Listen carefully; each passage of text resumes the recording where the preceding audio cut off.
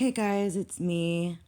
A lot of videos are coming out after the ex Abby came out with her stuff and how Liz reacted towards her coming out clean about, her, I don't know, cheating husband.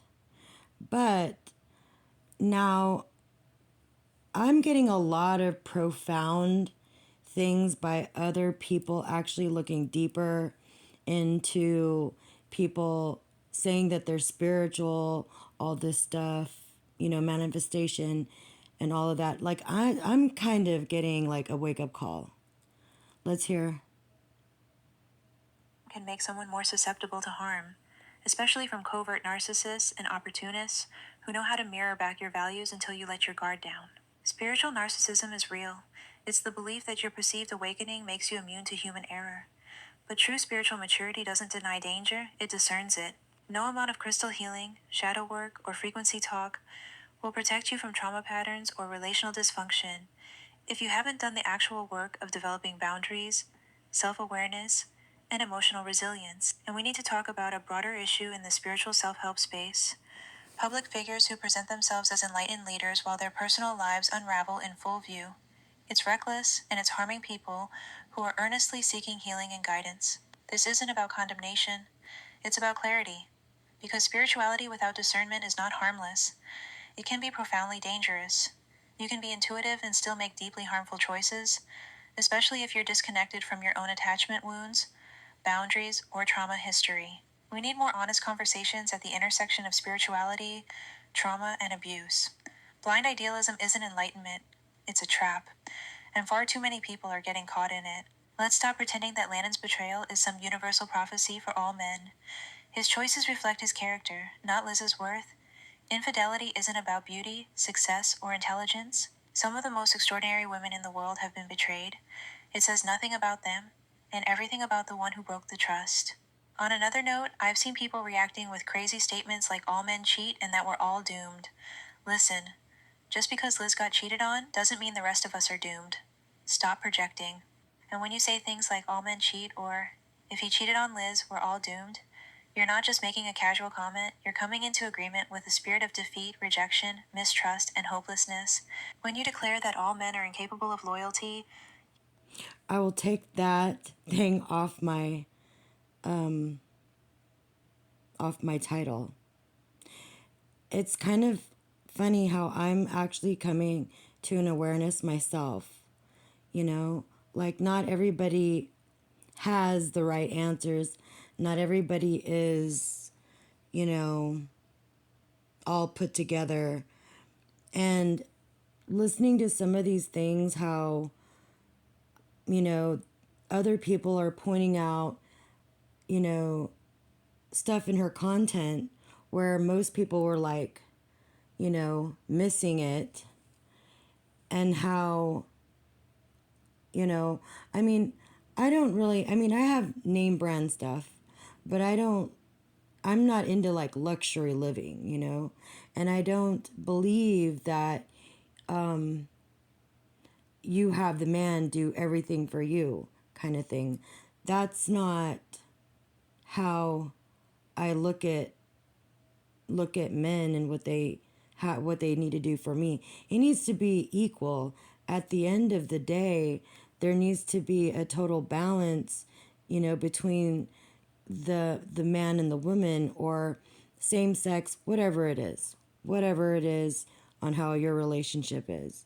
But the spiritual aspect of it, this is kind of epic for her, and it should be it really has changed the way women view men. You really have to have discernment. You really need to like, you know, put yourself to the test. Like you need to have, discernment for what are the things that you want for yourself,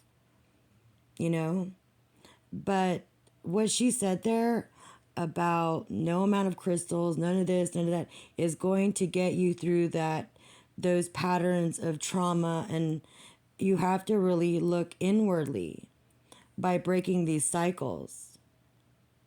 But obviously, she married her father, you know? That's a whole different thing. Let's hear some more. You align yourself with a narrative rooted in fear, bitterness, and brokenness. Spiritually, this agreement creates an open door. You're essentially giving that negative spirit permission to influence your expectations and experiences. You start to look at every relationship through the lens of betrayal, attracting the very thing you're trying to avoid. This kind of agreement can also block blessings and healthy connections because your faith is rooted in fear rather than truth. The truth is, not all men cheat. There are faithful, emotionally mature men out there who honor commitment, but to receive that, you have to believe it's possible. Begin speaking life over your future. Your words shape your reality, so choose them wisely. I don't know if you guys know who the Wizard Liz is, but she's beautiful. She's a 10 out of 10. She gives really good dating advice. I admire her and respect her as a woman. She was posting this wimpy white kid who's a Wimpy nerd, Mike. and he pulled a girl like her that is out of his league. She got pregnant by him, and she was posting him all over her social media, and I'm like, wow, he's so lucky to have her. What this situation also reveals is something rarely discussed. A lot of the public's reaction was rooted in image worship. People kept saying, how could he cheat on her? She's so beautiful, as if beauty is some kind of moral shield. I've seen countless reaction videos like he cheated on her, followed by a slideshow of glamorous photos, as if a woman's beauty alone makes her immune to disloyalty. Another popular take is, this just proves men can have it all and still cheat, where having it all seems to mean little more than dating someone conventionally attractive. But what does it really mean when we say someone has it all? If your whole public persona is curated around aesthetics, luxury, and lifestyle, it should not be shocking when you attract people who prioritize those same values, people who may not be grounded, mature, or committed. Let me be clear, cheating is always wrong, regardless of who does it. And yes, it's painful to see anyone betrayed, but the logic here is flawed. The outrage isn't necessarily about the betrayal, it's about who was betrayed, as if beauty, fame, or lifestyle somehow entitle you to loyalty. This reveals something deeper, a cultural obsession with aesthetics that treats beauty as moral currency. It suggests that attractiveness isn't just desirable, it's owed respect, loyalty, and protection. And when that unspoken contract is violated, people react like a law of the universe has been broken.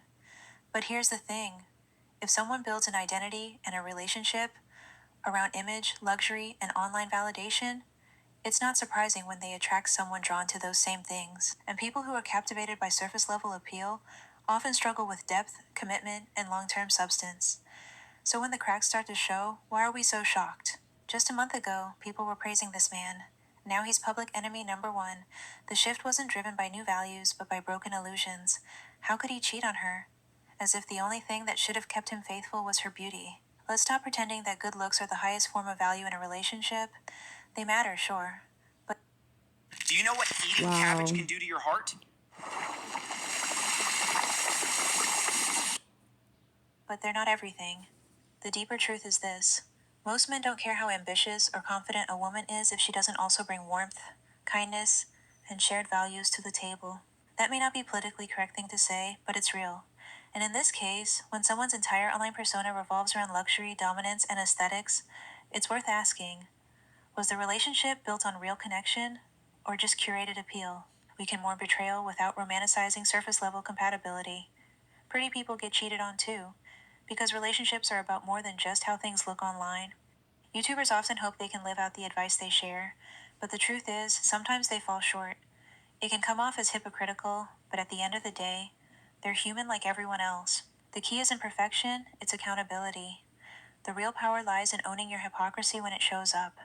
That's the only way to truly free yourself and grow into someone who practices what they preach. Liz did the right thing. When the relationship became disrespectful, Yeah, that's she left, but everyone's thinking that she's going to go back.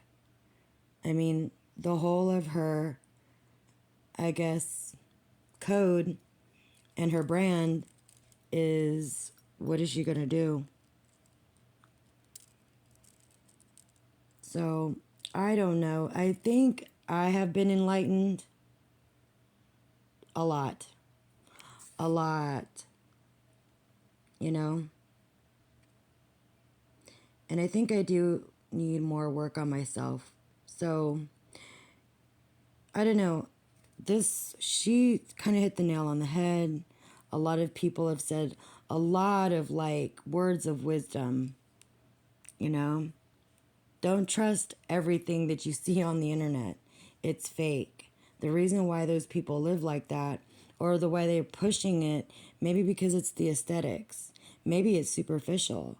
Maybe it's not built on a firm foundation. Just like I said in a comment, and you know, the what's her face? The influencer liked what I said because it wasn't built on a firm foundation.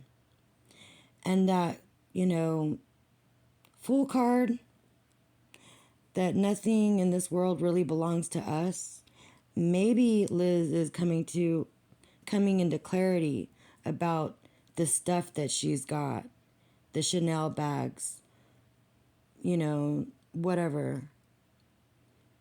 You know, because if you don't have love, or the person doesn't reciprocate, then it wasn't really a relationship. If you don't have trust, then you don't have a relationship. All right, guys, that's it.